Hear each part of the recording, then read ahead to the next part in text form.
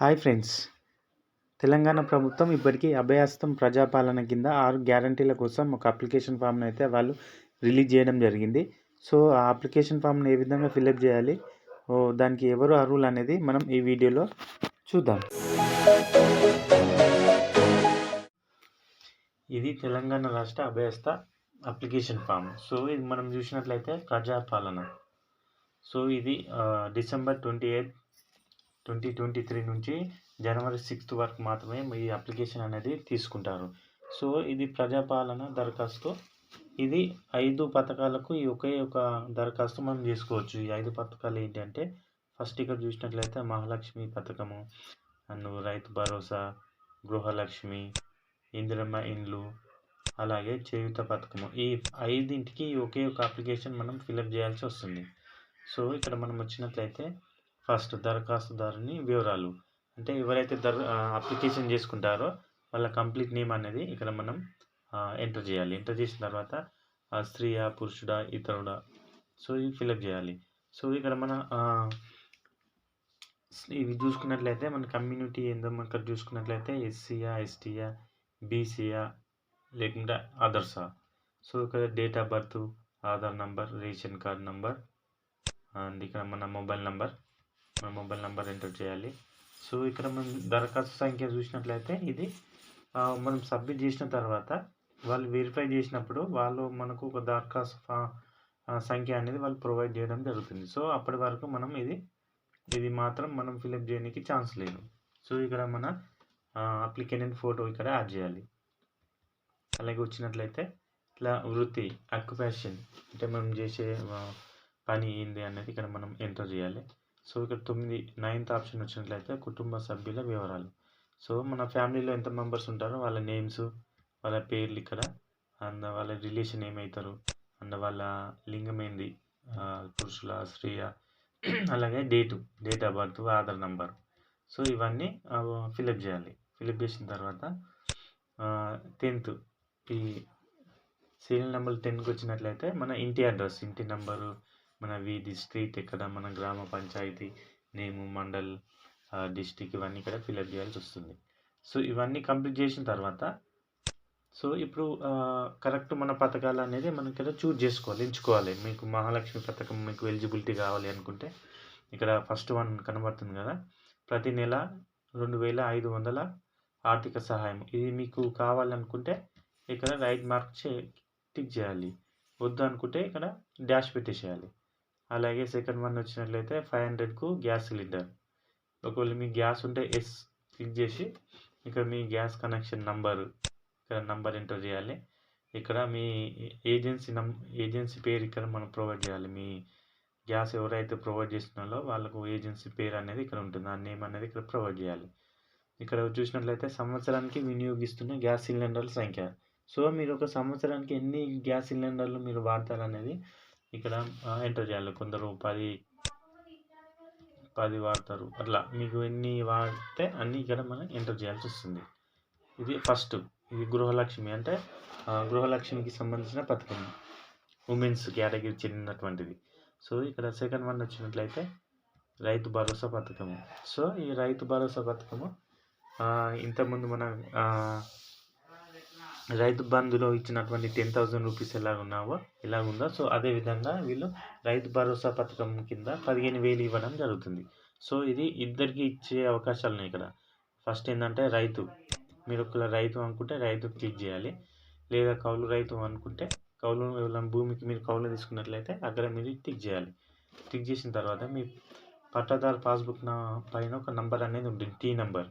So, ఆ tea number అనేది ఇక్కడ మనం ఇక్కడ ప్రొవైడ్ చేయాలి. చేసిన తర్వాత మీరు ఎంత భూమి సాగు చేస్తున్నారో ఆ సర్వే నంబరు, ఎన్ని ఎకరాలు అనేది ఇక్కడ మనం ఎంటర్ చేయాలి. చేసిన తర్వాత ఇక్కడ సెకండ్ వన్ వచ్చినట్లయితే వ్యవసాయ కూలీలకు ఏటా రూపాయలు 12,000. ఒకవేళ మీరు అగ్రికల్చర్ లేబర్ అయితే, సో మీకు భూమి లేదు, మీకు కౌలు పట్టుకోవడం లేదు, సో మీరు ఓన్లీ కూలీ చేసుకుంటారు కాబట్టి అలాంటి వారికి ఈ ఆప్షన్ దీన్ని క్లిక్ చేసినట్లయితే 12,000 అనేది వాళ్ళు ఇయర్లీ సంవత్సరం పొడవునా వాళ్ళు దీన్ని ప్రొవైడ్ చేయడం జరుగుతుంది. సో, ఒకవేళ మీకు ఉపాధి హామీ కార్డు నెంబర్ ఉంటుంది కదా, సో అది ఉన్నట్లయితే మీ జాబ్ కార్డ్ నెంబర్ అనేది ఇక్కడ ఎంటర్ చేయాలి జాబ్ కార్డ్ నంబర్. సో ఇప్పుడు మూడో పథకానికి వచ్చినట్లయితే ఇందిరమ్మ ఇండ్లు పథకము. సో ఇల్లు అయితే ఎవరికైతే లేదో సో వాళ్ళకు ఇండ్లు వాళ్ళు ప్రొవైడ్ చేసే పథకము ఇందిరమ్మ ఇండ్ల పథకము. సో ఇల్లు లేని అర్హులైన కుటుంబానికి ఫస్ట్ వన్ ఆర్థిక సాయం కావాలనుకుంటే వాళ్ళు ఆర్థిక సాయం ఇస్తారంటే 5 lakhs వరకు ఇచ్చే అవకాశాలు ఉన్నాయి. సో అలాగే ఇక్కడ వచ్చినట్లయితే మన తెలంగాణ అమరవీరులు ఉద్యమకారులను తీసుకున్నట్లయితే వాళ్ళకు 250 చదరపు గజాల ఇంటి స్థలం అనేది వాళ్ళు ప్రొవైడ్ చేయడం జరుగుతుంది. సో ఒకవేళ మీరు తెలంగాణ ఉద్యమంలో పాల్గొన్నట్లయితే సో ఇది క్లిక్ చేయాలి. చేసుకున్న తర్వాత మీ డీటెయిల్స్ అనేది ఇక్కడ అన్నీ మనం ప్రొవైడ్ చేయాలి. మీ నేము, అమరవీరులు ఎవరైతే ఉన్నారో మీ కుటుంబ సభ్యులు వాళ్ళ అమరులైన ఇయర్ ఎప్పుడైతే వాళ్ళు తెలంగాణ కోసం త్యాగం చేశారో వాళ్ళ సంవత్సరం అండ్ ఎఫ్ఐఆర్ రిజిస్ట్రేషన్ అనేది ఉంటుంది. మన పోలీస్ స్టేషన్లో ఎఫ్ఐఆర్ అనేది రిజిస్టర్ అయి ఉంటుంది. సో ఆ నెంబర్ ఇక్కడ ప్రొవైడ్ చేసి మీ డెత్ సర్టిఫికేట్ ఉంటుంది కదా అది ఇక్కడ ఎంటర్ చేయాలి. చేసిన తర్వాత ఇప్పుడు నెక్స్ట్ ఇక్కడికి వచ్చిన తెలంగాణ ఉద్యమంలో పాల్గొన్నారా, ఎస్ ఆర్ లేదు. మీరు ఒకవేళ తెలంగాణ ఉద్యమంలో మీరు పాల్గొన్నట్లయితే ఎస్ అనేది అవును మీద క్లిక్ చేసినట్లే చేయాలి. లేదు అనుకుంటే నో ఇక్కడ ఎంటీ పెట్టేసేయాలి. సో ఒకవేళ మీరు తెలంగాణ ఉద్యమంలో పాల్గొన్నట్లయితే అప్పుడు చాలా కేసెస్ అనేది అందరి మీద కేసు రిజిస్ట్రేషన్ అయినాయి. సో ఆ ఎఫ్ఐఆర్ నెంబర్ ఏంది, ఏ ఇయర్లో మీ ఎఫ్ఐఆర్ నమోదైంది, ఒకవేళ మీరు కనుక జైలు కనుక వెళ్ళినట్లయితే ఆ జైలు పేరు ఏంది, ఆ లొకేషన్స్, సో ఎన్ని రోజులు మీకు జైలు శిక్ష విధించారు అది ఇక్కడ ప్రొవైడ్ చేయాలి. నెక్స్ట్ వచ్చినట్లయితే గృహజ్యోతి పథకము. సో ప్రతి కుటుంబానికి నెలకు 200 యూనిట్ల ఉచిత విద్యుత్ అనే పథకం కింద ఇది ప్రవేశపెట్టడం జరిగింది. సో ఈ పథకంలో ఏంటంటే మీ నెలవారీ కరెంటు బిల్లు యూనిట్లు ఎంత మీరు దాన్ని యూజ్ చేస్తారో దాన్ని బట్టి ఇక్కడ మీరు టిక్ చేయాలి. మీరు కనుక 0 నుంచి 100 యూనిట్ లోపు మీరు వినియోగించినట్లయితే ఇది క్లిక్ చేయాలి. లేదా 100 నుంచి 200 క్లిక్ చేసినట్లయితే ఇది, లేదా 200+ యూనిట్లు మీరు యూజ్ చేసినట్లయితే ఇది క్లిక్ చేయాలి. సో ఈ పథకం ఏంటంటే అప్ టు 200 వరకు మాత్రమే ఈ పథకం అనేది వర్తిస్తుంది. మిగతా ఈ 200 యూనిట్ల పైన ఉన్న వారికి అయితే ఇది వర్తించదు.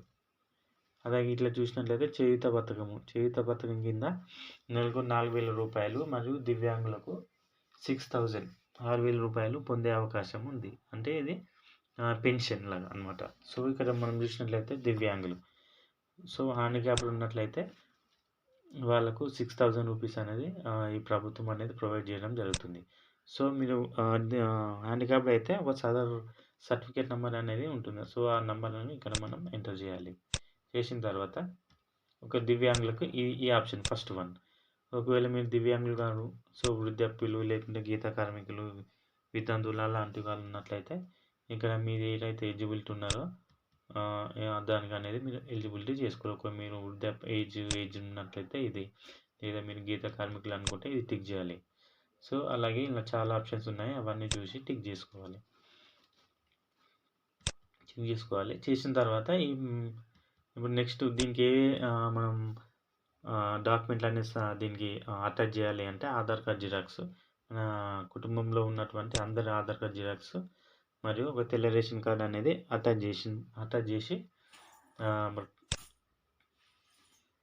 చేయాలి. అటాచ్ చేసిన తర్వాత ఈ ఫామ్ అన్ని ఫిలప్ చేసిన తర్వాత మన గ్రామ పంచాయతీలో ఈ 28th డిసెంబర్ 2023 నుంచి జనవరి 6th వరకు జరిగేటువంటి ఈ గ్రామ సభలలో మనం సబ్మిట్ చేయాల్సి వస్తుంది. సో మనం సబ్మిట్ చేసిన తర్వాత వాళ్ళు అనేది మనకు ఒకటి అక్నాలెడ్జ్మెంట్ కార్డ్ అనేది వాళ్ళు ఇవ్వడం జరుగుతుంది. ఇది ప్రజాపాలన దరఖాస్తు రసీదు. సో ఇక్కడ మనకు దరఖాస్తు సంఖ్య అనేది వాళ్ళు ప్రొవైడ్ చేసి మనకి ఇస్తారు. సో ఇది వాళ్ళ ఎవరైతే ఇచ్చారో వాళ్ళ నేము అండ్ ఫాదర్ నేమ్ లేదా హస్బెండ్ నేము, మీరు దేనికైతే ఎలిజిబుల్, మీరు దేనికైతే అప్లై చేశారో వాళ్ళు టిక్ చేస్తారు. ఇక్కడ మీరు మహాలక్ష్మి పథకంకు దానికి అప్లై చేశారా, లేకుంటే గృహజ్యోతియా, సో ఇలా ఇందిరమ్మ ఇండ్ల రైతు భరోసానా, సో దేనికైతే మీరు ఈ అప్లికేషన్ పెట్టారో అవి ఇక్కడ టిక్ చేసి వాళ్ళు ఉన్న హయ్యర్ అథారిటీస్ ఎవరైతే ఉన్నారో వాళ్ళు ఈ ఫామ్ అనేది రిసిప్ట్ అనేది మనకి ఇస్తారు. ఇచ్చిన తర్వాత వారు వెరిఫై చేసిన తర్వాత మనకు నెక్స్ట్ ప్రొసెసర్ ఏందో వాళ్ళు ఇన్ఫార్మ్ చేయడం జరుగుతుంది. ఓకే గాయ్స్, ఈ వీడియోలో మీకు కంటెంట్ నచ్చితే మా ఛానల్ని సబ్స్క్రైబ్ చేయండి. Okay guys, thank you.